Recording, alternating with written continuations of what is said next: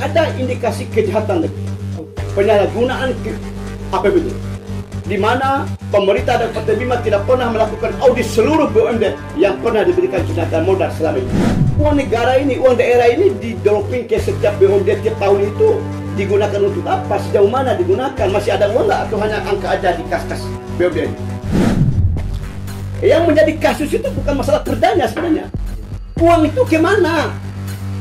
Siapa yang menikmati? Ya, berkaitan dengan status naiknya kasus penyertaan modal di Kabupaten Bima di sejumlah BUMD yang naik ke tahap penyidikan ya Bang ya? Ya. Penyidikan apa? Naik ke penyidikan. Penyidikan, Ya. oke. Yang sedang ditangani oleh Kejaksaan NTB. Ya, Kejaksaan Tinggi. Kejaksaan Tinggi NTB. Sampai bertahun-tahun dan baru diperiksa kemarin Bupati kita. Oh ya. Satu tahun. Oke, terima kasih ya. Jadi gini, kasus penyertaan modal ini saya baru sedikit belajar itu mencari tahu gimana sih, apa sih yang membuat kita nih mau memberikan penyertaan modal terhadap BUMD ini kan?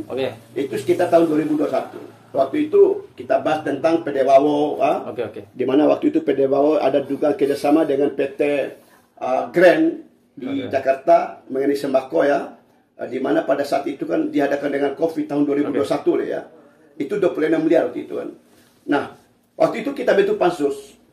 Nah, pansus waktu itu diketuai oleh Pak Sulaiman Ente dari fraksi Gerindra. Ya, alhamdulillah pembentukan pansus itu membuahkan hasil. Pertama, PD Wawo kami hapus namanya menjadi PT Bima Karya Sejahtera.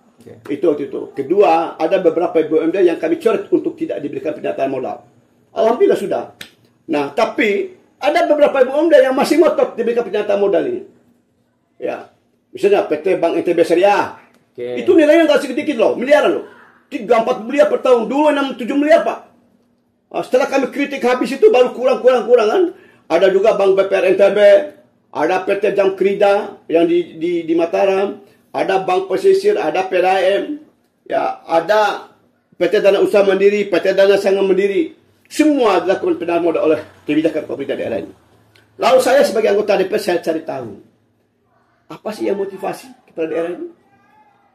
Ada berapa banyak sih PAD yang bisa kita dapat dari pendataan modal itu? Kenapa harus per tahun? Kenapa tidak diaudit? Semua kami pelajari. Ternyata, ya setelah kami pelajari ya dari pansus ternyata ada indikasi kejahatan lagi. Penyalahgunaan APBD. Di mana pemerintah dan PT Bima tidak pernah melakukan audit seluruh BUMD yang pernah diberikan pendataan modal selama ini. Total pendataan modal kita dari selama Bupati Dinda Damayanti itu sekitar berapa? Puluhan miliar ya. Periode kedua. Periode pertama dan sampai periode kedua. Itu angkanya sekitar dari sebelumnya, dari pendataan modal sebelumnya itu nilainya sekitar hampir 100 miliar, 98 miliar. Ya, akhirnya masalah ini dilaporlah oleh masyarakat. Kejaksaan Tinggi. Kejaksaan Tinggi menerima laporan itu pada tahun 2023 ini.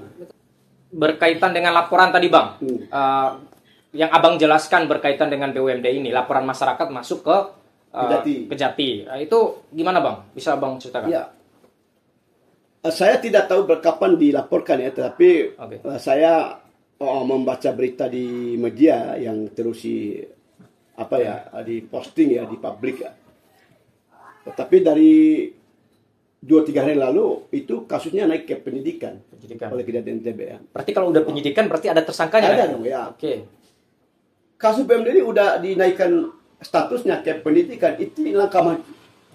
Langkah keseriusan Kejati NTB yang baru ini bersama ya pejabat-pejabat di bawah ya, terutama teman-teman di Pitsus ya, pidana khusus di Kejati. Kenapa? Karena kasus seperti ini nih yang tidak gampang untuk diungkap. Ya. Kenapa? Karena ini juga terstruktur dia.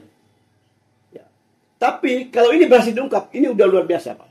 Makanya kasus ini saya yakin dan percaya akan banyak pejabat yang masuk. Ya, terutama ya. Kenapa? Karena uang negara ini, uang daerah ini didroping ke setiap BUMD tiap tahun itu digunakan untuk apa? Sejauh mana digunakan? Masih ada uang nggak? Atau hanya angka aja di kas-kas BUMD ini? Ya kan? PDAM misalnya udah ada uang, udah macet kan? PD Wawo juga udah selesai kan? Udah kan? Ya. Modal yang dimasuki selama ini kemana? Uang yang dimasuki selama ini kemana? Siapa yang salah? Makanya ya, saya jujur ya, sebagai anggota DPR dan kebetulan saya dipercaya oleh teman-teman di DPR menjadi Ketua Komisi 1, merasa bangga. Apa sih membuat saya bangga ini kasus ini naik? Supaya kita itu berhenti melakukan penyataan modal.